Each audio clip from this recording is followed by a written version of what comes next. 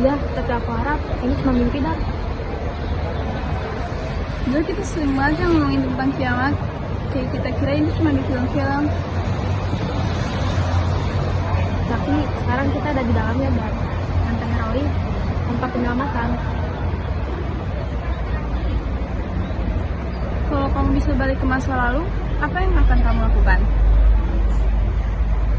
Mungkin aku bakal lebih bilang maaf ke orang-orang dan lebih sering ngomong sayang ke orang-orang.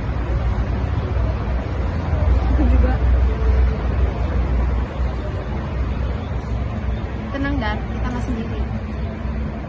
Ya, kita nggak sendiri.